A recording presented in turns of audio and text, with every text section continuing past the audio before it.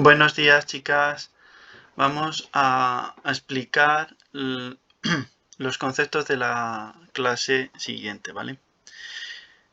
En la clase del lunes explicamos que Dalton, ¿vale? Encontró la explicación para las teorías experimentales que explicaban el comportamiento de los gases, ¿vale? Y lo más importante, que el átomo en realidad está formado por tres partículas. Se llaman partículas subatómicas porque son partículas más pequeñas que el átomo, ¿vale? De hecho, son las partículas que componen los átomos. Y sabemos que esas tres partículas son los electrones, los protones y los neutrones. Aprendimos que los electrones tienen muy poquita masa y tienen carga negativa, carga eléctrica negativa. Que los protones tienen mucha masa, ¿vale? Y tienen carga eléctrica positiva. Y que los neutrones tienen la misma masa que los protones aproximadamente y además no tienen carga eléctrica, son neutros. Bueno, pues hoy vamos a aprender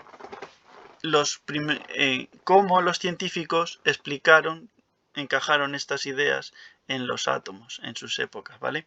El primero que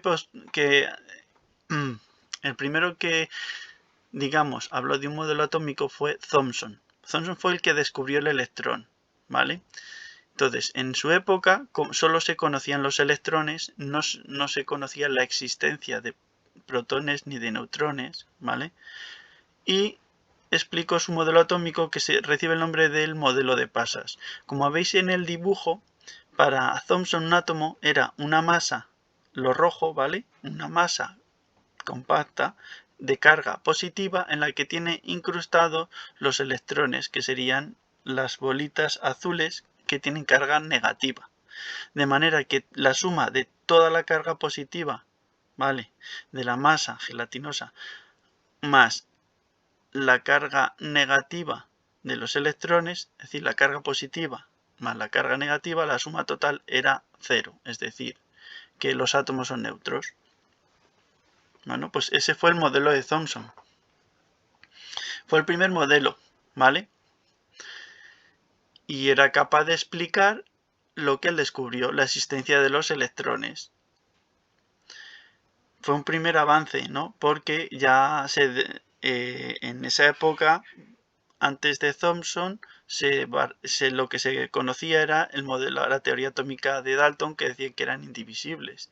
Aquí se vio que no era cierto, los átomos no es una estructura maciza, sino que está formada por electrones. ¿Qué es lo que pasa? Que Rutherford hizo otro experimento con la radiactividad, ¿vale? Es el experimento que veis ahí. Hay una fuente de partículas alfa. Las partículas alfa son emitidas, es un tipo de rayo radiactivo. Hay tres tipos de radiactividad, alfa, la beta y la gamma, ¿no? Entonces él emitió partículas alfa sobre una lámina de oro que veis ahí, y esos rayos azules, cuando llegaban, podía pasar tres cosas: que pasaran en línea recta sin desviarse, que se desviaran, ¿vale? O incluso unos pocos rebotaban. Se comprobó que la mayor parte, el 99% de los, atravesaban la lámina sin desviarse ni nada en línea recta, ¿vale? Una de cada 10.000 partículas se desviaba o rebotaba, pero la mayoría pasaba sin desviarse, ¿de acuerdo? Entonces, esto demostraba que no encontraban ningún obstáculo que desviaran las partículas alfa. Las partículas alfa se desvían o rebotan en el momento que encuentran un obstáculo. Entonces, si el átomo fuese como propuso Thomson, hubieran chocado nada más llegar con la masa compacta, la masa roja, ¿de acuerdo? Y sin embargo no sucedía eso, con lo cual ese modelo atómico no podía ser cierto. Entonces él fue quien postuló la existencia de tanto de los protones como de los neutrones, y él descubrió el núcleo atómico, ¿vale? Se dio cuenta de que en realidad existe un núcleo atómico que contiene toda la masa del átomo, ¿vale? La masa es donde puede rebotar, y estaba concentrado en el centro, pero es muy pequeño. Para comprender lo pequeño que es, si consiguiéramos aumentar el tamaño de un átomo, que un átomo es algo muy pequeño que no somos capaces de ver, pero si lo ampliáramos, lo hiciéramos tan grande como un estadio de fútbol, ¿vale? El átomo, ¿vale? El núcleo sería del tamaño de la cabeza de un alfiler, es decir, 10.000 veces más pequeño. Esto es el motivo por el que las partículas alfa no encontraban, tienen una probabilidad de chocar con el núcleo muy pequeña, por eso la mayor parte atraviesan sin siquiera desviarse. Bueno, el modelo de Rutherford se conoce como modelo planetario, porque para el átomo es como nuestro sistema solar. El núcleo sería el Sol, ¿vale?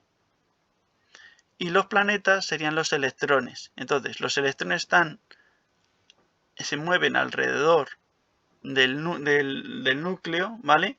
El núcleo contiene toda la masa y la carga positiva del átomo, y los electrones casi no tienen masa y tienen la carga negativa. ¿Por qué tienen que moverse los electrones? Pues muy sencillo, si el electrón no se moviera, ¿qué es lo que pasa cuando tienes una carga positiva y una negativa? Pues que se atraen, chocarían, se atraerían. Entonces, si chocan, se destruiría, el átomo no sería estable, ¿vale? El núcleo se destruiría si los electrones están bombardeando el átomo, el núcleo. Entonces, para poder explicar la estabilidad de los átomos, lo que dijo Rutherford es que los electrones están girando alrededor de él en movimiento continuo. Igual que pasa, por ejemplo, con la Luna y la Tierra. La Luna, ¿por qué no cae? Porque está girando, está en movimiento. De hecho, vosotros mismos podéis comprobar el efecto de la fuerza centrífuga, que se llama, ¿no? Cuando vais en un coche, ¿qué es lo que pasa cuando dais una curva a una cierta velocidad? Que os echáis hacia un lado, ¿no? Hacia afuera, ¿no? Pues eso es lo que pasa. Los electrones, al estar girando, lo que hacen es compensar la fuerza eléctrica que la atraen, la compensan con la fuerza centrífuga, de manera que permanecen a la misma distancia, estables. Entonces, Rutherford habla de dos zonas, de la corteza atómica y del núcleo atómico. El núcleo es lo del centro y lo que le rodea lo llama corteza. Aquí hemos aprendido una nueva propiedad de las tres partículas. Hasta ahora habíamos hablado de la carga y de la masa. También hay que aprenderse la localización. Entonces, a partir de ahora, un electrón es una partícula con muy poquita masa, con carga negativa y que se localiza en la corteza del átomo.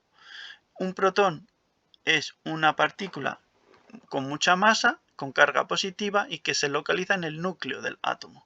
Y un neutrón es una partícula con mucha masa, la misma prácticamente que un protón, ¿vale?